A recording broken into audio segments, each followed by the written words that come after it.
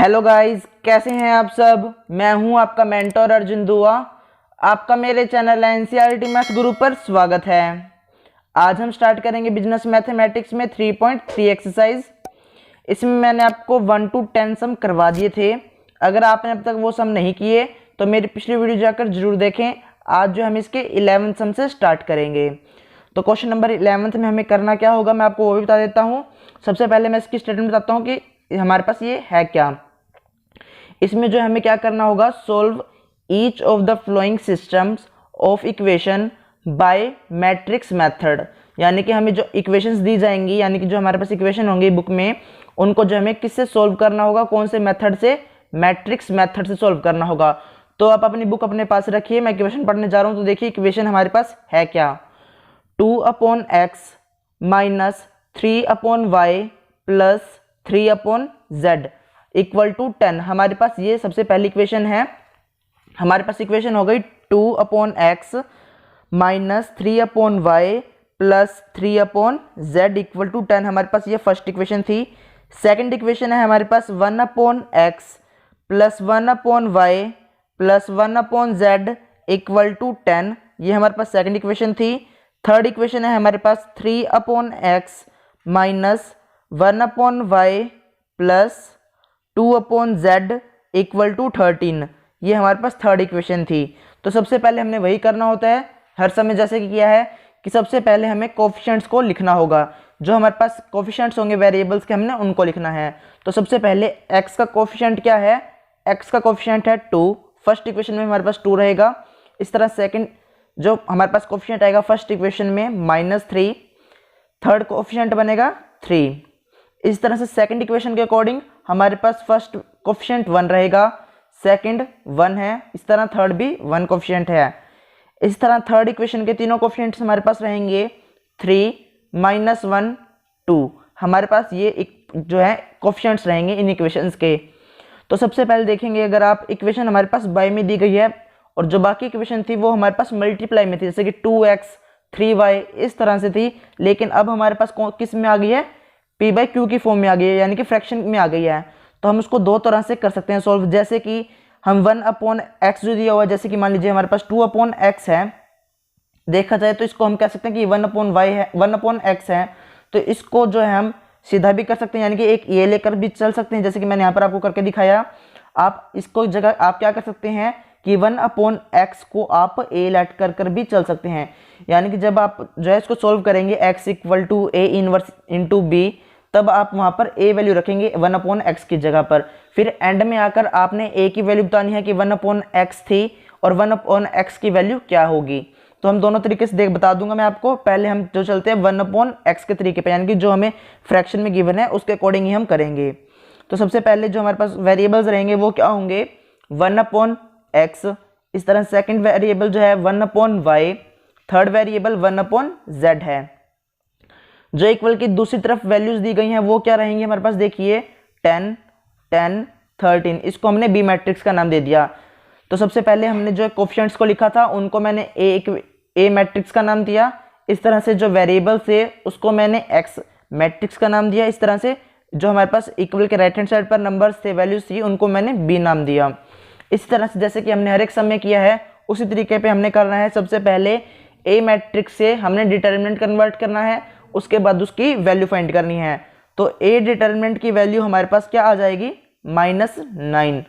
तो यहाँ पे मैंने बताया हुआ है, पहले भी बताया था, अभी बताता हूँ कि हमारे पास अगर 0 के इक्वल आ जाती है तब हम इसका ए इनवर्स फाइंड नहीं कर सकते, तब वो एग्जिस्ट नहीं करेगा। लेकिन जब वो माइनस या फिर प्लस में वैल्यू आ जाती है डिटर्मिनेंट की, तब हम जो है इसको सोल्व कर सकते हैं। तो यहाँ पर हमारे पास -9 आ गई, यानी कि ये नॉन सिंगुलर मैट्रिक्स हो जाएगी। फिर हम क्या करेंगे, इसके कोफैक्टर्स फाइंड करेंगे।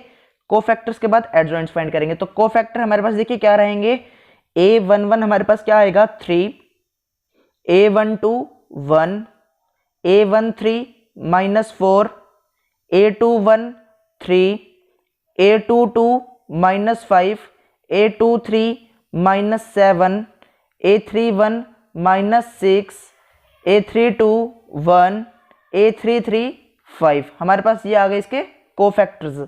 तो यहाँ पर एडजॉइंट्स बनाएंगे, ट्रांसफॉर्मेशन होगी जब हम इसको रो के अकॉर्डिंग लिखेंगे। मैंने इसके अलॉन्ग लिखा, कॉलम के अलॉन्ग लिखा, ट्रांसफॉर्मेशन की जरूरत नहीं होगी। तो यहाँ पर हमारे पास एडजॉइंट्स क्या आ जाएंगे, 3 3 -6 1 -5 1 -4 -7 5, हमारे पास ये इसके एडजॉइंट्स आ गए। तो देखिए जैसे कि मैंने आपको बताया था कि हम इसको a लेकर भी ऐड कर सकते थे, यानी कि a जैसे कि हमने यहाँ पर 1/x 1/y लिया, इसकी जगह पर हम a b c भी ले सकते हैं। तो यहाँ पर हमारे पास अब तक इसका कोई इफेक्ट नहीं होगा। देखिए a हमें जो है a डिटर्मिनेंट फाइंड करना था, तो हमें इन नंबर्स की जरूरत पड़ी, अभी तक इस मैट्रिक्स की जरूरत हमें अभी तक नहीं पड़ी। तो यहाँ पर हम दोनों तरीकों पर मैं आपको साथ साथ बता रहा हूँ, यहाँ पर कोई फर्क नहीं आएगा। इसी तरह से a इनवर्स फाइंड करेंगे। a इनवर्स के लिए हम क्या करते थे, 1/डिटर्मिनेंट a करते थे। तो 1/डिटर्मिनेंट a जो डिटर्मिनेंट था वो -9 थी, तो यहाँ पर हमने 9 लिखा। जो माइनस था उसको हमने अंदर मल्टीप्लाई कर दिया, जिससे हमारे पास जो एडजॉइंट्स पॉजिटिव थे वो नेगेटिव में कन्वर्ट हो गए। जैसे कि -3 -3 6 -1 5 -1 4 7 -5, इस तरह से रह जाएगा हमारे पास ये रिजल्ट। इक्वेशन हमें किस फॉर्म में गिवन थी, x इंटू में क्या था हमारे पास, a इंटू में x इक्वल टू b था। तो हमारे पास इक्वेशन यहाँ से क्या निकल कर आ जाएगी, x की वैल्यू के लिए x equal to a inverse b आ जाएगा। तो इसकी हेल्प से हमने सॉल्व करना है। देखिए x equal to a inverse b, तो a इनवर्स हम फाइंड कर चुके हैं, b जो है हमारे पास मैट्रिक्स में से आ गया था, जो हमारे पास वैल्यूज इक्वेशन थी उनसे आ गया। अब हम क्या करेंगे, इनकी मल्टीप्लाई कर देंगे सिंपली, जैसे कि नॉर्मली हम मल्टीप्लाई करते हैं। सबसे पहले a इनवर्स लिखा, उसके बाद b मैट्रिक्स लिखी। सबसे पहले हमने क्या करना होगा, फर्स्ट रो की फर्स्ट कॉलम से मल्टीप्लाई, सेकंड रो की फर्स्ट कॉलम से, थर्ड रो की फर्स्ट कॉलम से यहाँ पर मल्टीप्लाई हो जाएगी। इसको फिर हम सॉल्व करेंगे। तो हमारे पास देखिए ये इस तरह से सॉल्व करना है हमें, और 1/9 जो है वो फ्रैक्शन में ही रहेगा। जब हम इसको इक्वेशन को सॉल्व कर लेंगे, यानी कि इनकी प्लस माइनस को सॉल्व कर लेंगे, उसके बाद 1/9 से मल्टीप्लाई हो जाएगी। तो देखिए किस तरह से 1/x की वैल्यू क्या आएगी, 18/9। इस तरह से 1/y की वैल्यू क्या आएगी, 27/9। इस तरह से 1/z की वैल्यू 45/9 आ जाएगी। तो यहाँ पर देखिए, यहाँ पर ये फर्क पड़ेगा, अगर हमने जो है 1/x को a लेट किया होता तो हमारे पास a की वैल्यू आ जाती है। यहाँ पर देखिए इस तरह से 18/9। इस तरह से b की वैल्यू आ जाती है हमारे पास, b की वैल्यू आ जाती है हमारे पास 27/9। इस तरह से c की वैल्यू आ जाती है हमारे पास 45/9। फिर हम इसको सॉल्व करते तो a की वैल्यू हमारे पास आ जाती है 2। इस तरह से b की वैल्यू आ जाती है हमारे पास 3, c की वैल्यू आ जाती है हमारे पास 5। तो इस तरह से ये वैल्यूज आती है हमारे पास। तो हमने यहाँ पर क्या किया, हमारे पास क्या वैल्यू आ जाती है, a b c की ये आती। फिर हमने क्या कहा था कि a को मैंने लेट क्या किया हुआ है, देखिए यहाँ पर a को तो मैंने 1/x लेट किया था, और a की वैल्यू तो है 2। इस तरह से कहते हैं। तो यहाँ पर हमारे पास 2 इक्वल टू 1/x होता है, यानी कि x की वैल्यू क्या आ जाती है हमारे पास, x की वैल्यू देखिए 1/, इस तरह से होगा, x की वैल्यू क्या आ जाएगी 1/2 हो जाएगी। तो हमारे पास यही स्टेप बस चेंज होगा, जैसे कि हमने पहले a की वैल्यू दिखानी है, उसके बाद x की दिखानी है, लेकिन हमने वहाँ पर लेट नहीं किया। तो हमारे पास x की वैल्यू 1/x की वैल्यू 18/9 आई। तो x की वैल्यू क्या होगी, इसको कह सकते हैं कि हम इसका रेसिप्रोकल कर देंगे। तो x/1 इक्वल में 9/18, 9/18 से वो 1/2 हो जाएगा। तो x की वैल्यू 1/2 आएगी, y की वैल्यू 1/3 आएगी, z की वैल्यू 1/5 आएगी। हमारे पास दोनों तरीकों से हम सोल्व कर सकते हैं, हमारे पास उसमें आंसर में कोई चेंज नहीं आएगा, बस वहाँ पर जो है एक स्टेप और आ जाएगा। यहाँ पर इससे पहले बस एक स्टेप और जुड़ जाएगा, हमारे पास बाकी चीज़ सेम रहेगी। बस यही फ़र्क था इस क्वेश्चन में। तो इसी तरह से देखिए 12th क्वेश्चन है, 12th क्वेश्चन में पढ़ने जा रहा हूँ। तो देखिए क्या है हमारे पास गिवन है,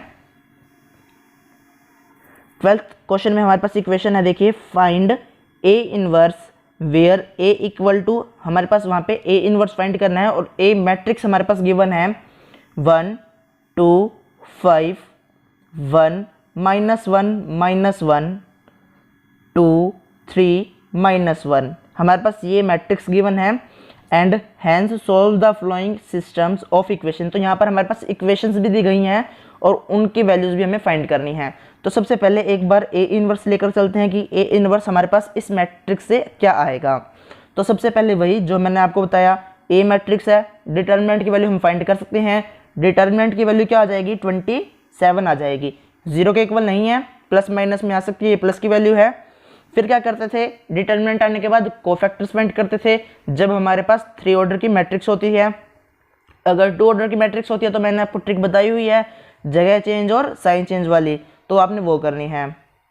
तो यहाँ पर 3 ऑर्डर का है, तो यहाँ पर हम क्या करेंगे, सबसे पहले कोफैक्टर्स फाइंड करेंगे। उसके लिए a11 हमारे पास 4 आएगा, a11 4 आएगा, a12 -1 आएगा, a13 5, a21 17, a22 -11, a23 1, a31 3, a32 6, a33 -3। हमारे पास ये रिजल्ट होगा। तो ये हमारे क्या है, ये हमारे कोफैक्टर्स हैं। तो इनकी हेल्प से हम क्या कर सकते हैं, एडजॉइंट फाइंड कर सकते हैं। अगर हमने इसको किस में लिखा होगा, रो में लिखा होगा। इस तरह से अगर लिखा होता a11 a12 a13, तो हम इसका क्या करते, ट्रांसफॉर्मेशन करते, यानी कि ट्रांसपोज करते, तब हम उसको लिखते a11 a12 a13, इस तरह से लिखते। लेकिन देखिए मैंने लिखा किसमें, a11 a12 a13, इसी तरह से लिखा, तो यहाँ पर चेंज करने की जरूरत नहीं होगी। तो यहाँ पर इसलिए मैंने यहाँ पर चेंज नहीं किया, एज इट इज़ हमने यहाँ पर लिखा। देखिए 4 17 3 -1 -11 6 5 1 -3, इस तरह से लिखा है। हमने जो है ए डिटरमिनेंट फाइंड किया, 27 वैल्यू आई थी। एडजॉइंट्स हमने अभी फाइंड किए। अब क्या करेंगे, अब हम ए इनवर्स फाइंड करेंगे। ए इनवर्स हमारे पास क्या आ जाएगा, 1 अपॉन डिटर्मिनेंट ए, सही बताया आपने, 1 अपॉन डिटर्मिनेंट ए इंटू में एडजॉइंट्स, इंटू में एडजॉइंट्स करेंगे। तो 1 अपॉन ए यानी कि 1 अपॉन 27 इंटू में जो एडजॉइंट्स हमने अभी फाइंड किए वो लिखे जाएंगे। 4 17 3 -1 -11 6 5 1 -3, ये हमारे क्या हो गए, ए इनवर्स आ गया। तो हमने एक पार्ट इस क्वेश्चन का पूरा कर लिया। इसमें 2 पार्ट थे, एक ए इनवर्स फाइंड करना है और हमारे पास बाद में 3 इक्वेशंस हैं। उन 3 इक्वेशंस की हेल्प से हमें एक्स वाई और जेड की वैल्यू फाइंड करनी है मैट्रिक्स मेथड से। तो देखिए अब जो हमारे पास इक्वेशंस रहेंगी वो क्या होंगी। तो अगर आप देखेंगे इक्वेशन हमारे पास किस फॉर्म में गिवन है, वो मैं आपको बता देता हूँ। फर्स्ट इक्वेशन है x + 2y + 5z = 10। हमारे पास ये फर्स्ट इक्वेशन है, x + 2y + 5z = 10, ये हमारे पास थी first equation.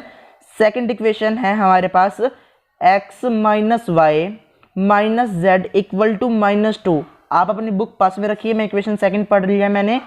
x - y - z = -2, 2x + 3y - z = -11, ये हमारे पास थी थर्ड इक्वेशन। तो सबसे पहले इन 3 इक्वेशन से हमने कोफिशिएंट्स लिखे। कोफिशिएंट्स क्या होंगे, देखिए फर्स्ट इक्वेशन के कोफिशिएंट 1 2 5 रहेंगे, 1 2 5, ये हमारे पास फर्स्ट इक्वेशन के कोफिशिएंट्स हैं।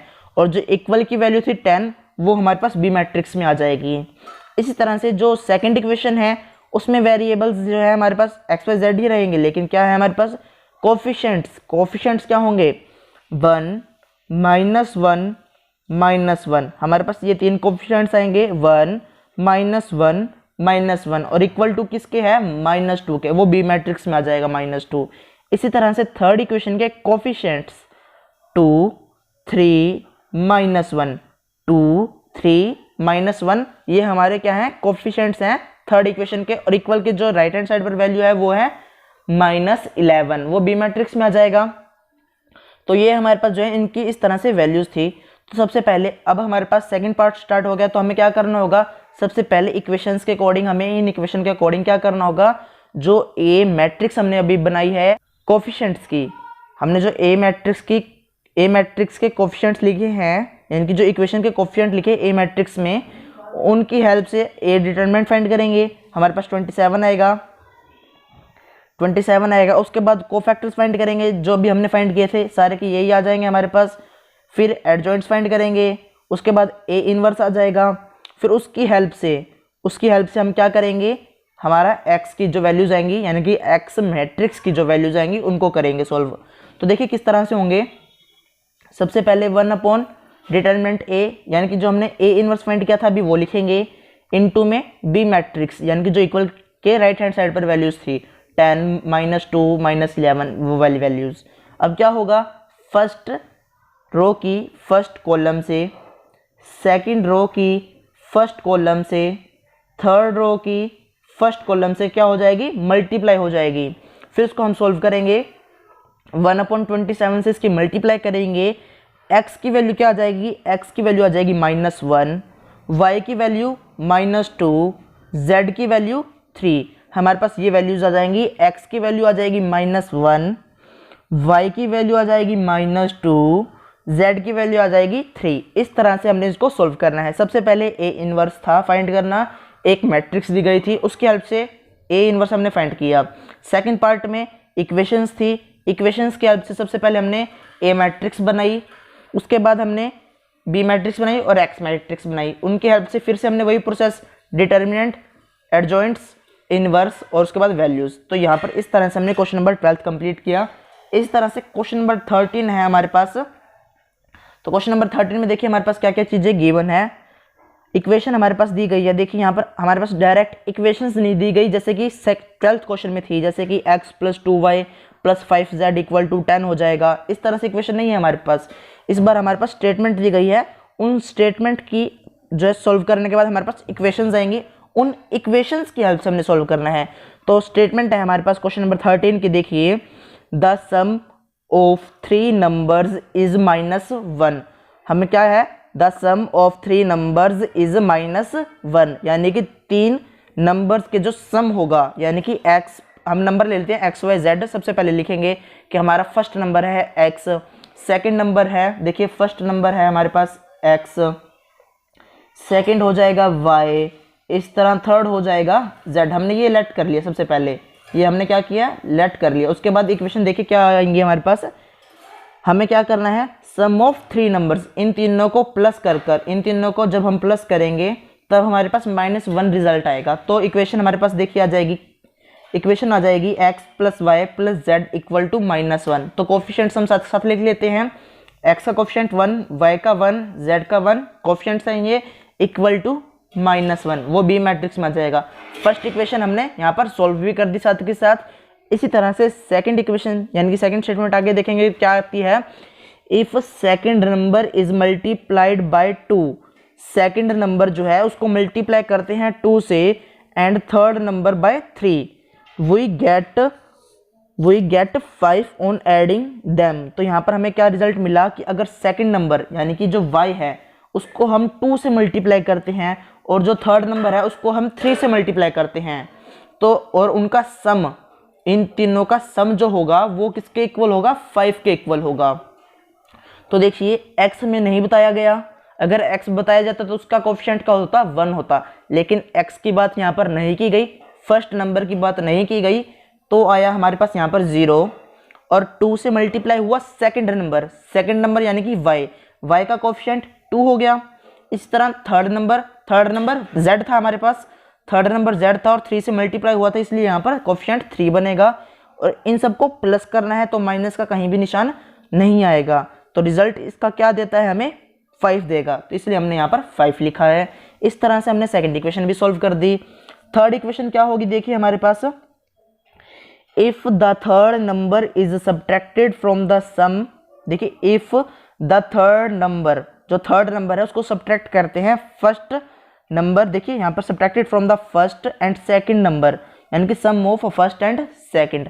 तो देखिए यहाँ पर क्या हुआ रिजल्ट हमारे पास कि जो थर्ड नंबर है उसको सब्ट्रैक्ट करना है, थर्ड नंबर को सब्ट्रैक्ट करना है, किस में से करना है, पहले दोनों के सम में से, यानी कि फर्स्ट और सेकंड नंबर तो प्लस होगा, यानी कि x + y, इस तरह से कहेंगे x + y सब्ट्रैक्ट करेंगे थर्ड नंबर यानी कि -z हो जाएगा, x + y - z, हमारे पास ये होगा x + y - z और रिजल्ट हमें क्या देगा, -1 देगा।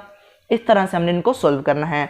तो यहाँ पर कोफिशिएंट्स थर्ड इक्वेशन के 1, 1 और -1 होंगे। फिर यहाँ पर हमें देखिए करना क्या होगा, find the number using inverse of A matrix. तो यहाँ पर हमें सोल्व करनी है इस मैट्रिक्स को। तो देखिए किस तरह से होगी, सबसे पहले वही चीज़ करेंगे। इसमें क्या था कि स्टेटमेंट पढ़कर हमें इक्वेशन बनानी थी, लेकिन पहले हमारे पास इक्वेशन डायरेक्ट थी। तो इक्वेशन को समझने के लिए सबसे पहले आपको स्टेटमेंट पढ़नी आनी चाहिए कि किस तरह से स्टेटमेंट को हम समझेंगे। तो आपने वही करना है, उसके बाद हम सम करेंगे। तो देखिए हमने जो है कोफिशिएंट्स फाइंड कर लिए, उससे हमने डिटर्मिनेंट फाइंड किया। डिटर्मिनेंट की वैल्यू -4 आएगी, 0 के इक्वल नहीं है, प्लस माइनस में वैल्यू आ सकती हैं। फिर उसके बाद कोफैक्टर्स फाइंड करेंगे। आपने सही बताया, आप कोफैक्टर्स फाइंड करेंगे। कोफैक्टर्स हमारे पास क्या आ जाएंगे, देखिए A11 हमारे पास आ जाएगा 5, माइनस का रहेगा -5। A12 हमारे पास 3 आएगा, A13 -2 आएगा, A21 2 आएगा, A22 -2 आएगा, A23 0, A31 1, A32 -3, A33 2। हमारे पास ये कोफैक्टर्स आ गए। अब क्या करेंगे, इसका ट्रांसपोज करेंगे जब हम इसको रो के लॉन्ग लिखेंगे, लेकिन लिखा किसमें, कॉलम के लॉन्ग, तो चेंज करने की जरूरत नहीं होगी। तो एडजॉइंट्स क्या आ जाएंगे, -5 2 1 3 -2 -3 -2 0 2। हमारे पास ये रिजल्ट आया। अब क्या होगा, इन्वर्स के लिए हमारे पास 1 अपॉन डिटर्मिनेंट A इंटू में एडजॉइंट्स रखेंगे। क्या रखेंगे, 1 अपॉन डिटर्मिनेंट A इंटू में एडजॉइंट्स। तो अब क्या होगा, जो डिटर्मिनेंट था उसकी वैल्यू थी -4 थी हमारे पास, जो माइनस का था हमने क्या कर दिया, अंदर मल्टीप्लाई कर दिया, इन सब को मल्टीप्लाई कर दिया माइनस से, यानी कि जो माइनस का था वो किसका बन जाएगा, प्लस का, और जो प्लस का था वो माइनस का बन जाएगा। तो हमारे पास रिजल्ट क्या आया, 1/4 इंटू में 5 -2 -1 -3 2 3 2 0 -2। हमारे पास ये रिजल्ट आएगा। जो माइनस का था उसको प्लस में चेंज करना है। हमने A इनवर्स फाइंड कर लिया। अब हमारे पास जो है एक्स वाई जेड की वैल्यूज बतानी है। तो इक्वेशन हमारे पास किस फॉर्म में थी, देखिए एक्स A इंटू में एक्स था, कह सकते हैं A इंटू में एक्स इक्वल टू बी, इस तरह से हमारे पास इक्वेशन थी। तो अब क्या होगा, x की वैल्यू बतानी है तो इसको सॉल्व करेंगे। सबसे पहले x इसको लेकर चलते, देखिए इस तरह से कि हमने सबसे पहले क्या किया, इसको दोनों तरफ A इनवर्स से मल्टीप्लाई किया। A इनवर्स यहाँ पर आ जाएगा इस तरह से, और यहाँ पर भी आ जाएगा A इनवर्स B, इस तरह से हो जाएगा। अब क्या होगा, A इनवर्स की अगर किसी की भी इनवर्स की उस मैट्रिक्स के साथ वापस मल्टीप्लाई करते हैं तो रिजल्ट आई देगा हमको, और इनटू में x equal to A inverse B। तो आपको इसकी खासियत भी बताई थी मैंने, आई की क्या होती है, अगर आइडेंटिटी मैट्रिक्स यानी कि यूनिट मैट्रिक्स की अगर मल्टीप्लाई करते हैं हम कोई भी मैट्रिक्स से मल्टीप्लाई करते हैं, तो जिस मैट्रिक्स की मल्टीप्लाई कर रहे होते हैं वही रिजल्ट हमारे पास वापस आ जाता है, यानी कि x equal to A inverse B। इस तरह से ये हमारे पास इक्वेशन आएगी। आपने ये लिखकर भी दिखाना है इसमें कि हमारे पास इस तरह से इक्वेशन आएगी, फिर हम इसको सॉल्व करेंगे। तो A इनवर्स की वैल्यू हमने फाइंड कर ली, उसको लिखा सबसे पहले। B मैट्रिक्स हमने इक्वेशंस पढ़कर बनाई, वो लिख दी। अब क्या होगा, मल्टीप्लाई हो जाएगी सिंपल, फर्स्ट रो की फर्स्ट कॉलम से, सेकंड रो की फर्स्ट कॉलम से, थर्ड रो की फर्स्ट कॉलम से मल्टीप्लाई हो जाएगी। इस तरह से आपने देखिए मल्टीप्लाई करेंगे, फिर इसको हमने सॉल्व करना है, सिंप्लीफाई करना है। तो रिजल्ट हमारे पास देखिए क्या होगा, x की वैल्यू हमारे पास जो है मल्टीप्लाई 1/4 से मल्टीप्लाई करने से पहले -14 आएगी, -14/4 होगा, यानी कि 7/2 हो जाएगा, माइनस का 7/2 हो जाएगा। इसी तरह से y की जो वैल्यू होगी वो होगी हमारे पास 10/4 यानी कि 5/2 हो जाएगी। इस तरह से z की वैल्यू 0 हो जाएगी। तो यहाँ से हमारे पास जो रिजल्ट आया वो क्या रहा, x की वैल्यू -7/2, y की वैल्यू 5/2, z की वैल्यू 0। हमारे पास ये रिजल्ट रहा। तो देखिए यहाँ पर हमने जो है हमारे 3.3 एक्सरसाइज यहाँ पर कंप्लीट कर ली है। अगर आपको वीडियो अच्छी लगे तो वीडियो को लाइक कर दीजिए, दोस्तों को शेयर कर दीजिए। अगर आप हमारे चैनल पर नए हैं तो चैनल को सब्सक्राइब कर दीजिए, बेल आइकन को प्रेस करना मत भूलना, ताकि आपको बिजनेस मैथमेटिक्स रिलेटेड नए नए वीडियोज़ की नोटिफिकेशन सबसे पहले मिल जाएँ।